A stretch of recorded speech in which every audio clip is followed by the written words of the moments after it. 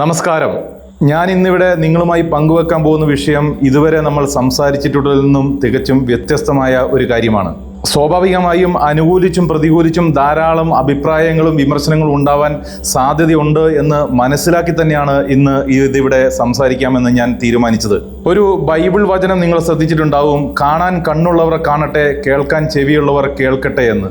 അത് പക്ഷേ ബാഹ്യമായ ചെവിയുടെയും കണ്ണിൻ്റെയും കാര്യമല്ല, മറിച്ച് ആന്തരികമായ കാഴ്ചയുടെയും കേൾവിയുടെയും കാര്യമാണ് എന്ന് മാത്രം. ശ്രീബുദ്ധനും പറഞ്ഞിട്ടുണ്ട്, എല്ലാവരും അറിയാൻ അർഹരായിരിക്കില്ല, അതുകൊണ്ട് തന്നെ അർഹതയുള്ളവരിലേക്ക് മാത്രമേ എല്ലാ വിവരങ്ങളും എത്തിച്ചേരുകയുള്ളൂ എന്ന്.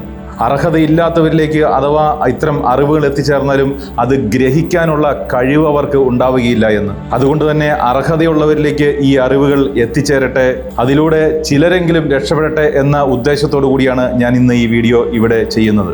ആ വിഷയം മറ്റൊന്നുമല്ല, നമ്മളുടെയൊക്കെ ശരീരത്തിലും കുടുംബത്തിലും നെഗറ്റീവ് എനർജിയുടെ അല്ലെങ്കിൽ നെഗറ്റീവ് സോളിൻ്റെ പ്രസൻസ് ഉണ്ട് എങ്കിൽ എങ്ങനെ തിരിച്ചറിയാമെന്നും അതിനെ എങ്ങനെ ഒഴിവാക്കാം എന്നതിനെ പറ്റിയുമാണ് ഞാൻ ഇന്ന് പറഞ്ഞു തരാൻ ഉദ്ദേശിക്കുന്നത്. ആദ്യമായി തന്നെ ഇത്തരത്തിലുള്ള നെഗറ്റീവ് എനർജിയുടെ പ്രസൻസ് ഉള്ള വീടുകൾ താമസിക്കുന്ന ആളുകൾക്കുണ്ടാവുന്ന പ്രശ്നങ്ങൾ എന്തൊക്കെയാണ് എന്ന് ഞാൻ പറഞ്ഞു തരാം. അത്തരത്തിലുള്ള വീടുകളിൽ താമസിക്കുന്നവർക്ക് രാത്രിയിൽ ഉറക്കം കുറവായിരിക്കും, അഥവാ ഉറങ്ങിയാൽ തന്നെ പതിവായി ദുസ്വപ്നങ്ങൾ കാണാൻ സാധ്യതയുണ്ട്.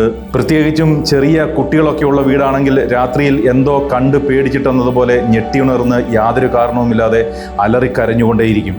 അതുപോലെ തന്നെ മുമ്പെങ്കും ഇല്ലാത്ത വിധത്തിൽ കുടുംബാംഗങ്ങൾ തമ്മിൽ യാതൊരു കാരണവുമില്ലാതെ പരസ്പരം വഴക്കടിച്ചുകൊണ്ടിരിക്കും. പെട്ടെന്ന് ദേഷ്യം വരിക, അസുഖങ്ങൾ വിട്ടൊഴിയാതെ വന്നുകൊണ്ടിരിക്കുക. ഒരാൾ ഹോസ്പിറ്റലിൽ നിന്ന് ഡിസ്ചാർജായി വരുമ്പോഴത്തേക്കും അടുത്തയാൾ അസുഖം ബാധിച്ച് ഹോസ്പിറ്റലിൽ അഡ്മിറ്റ് ആകേണ്ടി വരുന്ന അവസ്ഥ. പെട്ടെന്ന് അപ്രതീക്ഷിതമായി ബിസിനസ്സിൽ പ്രശ്നങ്ങൾ ഉണ്ടാവുക, സാമ്പത്തികമായി വലിയ തകർച്ചയുണ്ടാവുക, അതുമല്ലെങ്കിൽ ജോലി നഷ്ടപ്പെടുക. ഇത്തരത്തിൽ യാതൊരു പ്രശ്നവുമില്ലാതെ പോയിക്കൊണ്ടിരുന്ന ഒരു കുടുംബത്തിൽ, ഒരു വീട്ടിൽ പെട്ടെന്ന് ഇത്തരത്തിലുള്ള പ്രശ്നങ്ങൾ ഉണ്ടെങ്കിൽ ഉറപ്പിച്ചോളൂ, എന്തോ എവിടെയോ എന്തോ സംഭവിച്ചിട്ടുണ്ട് എന്നുള്ളത്.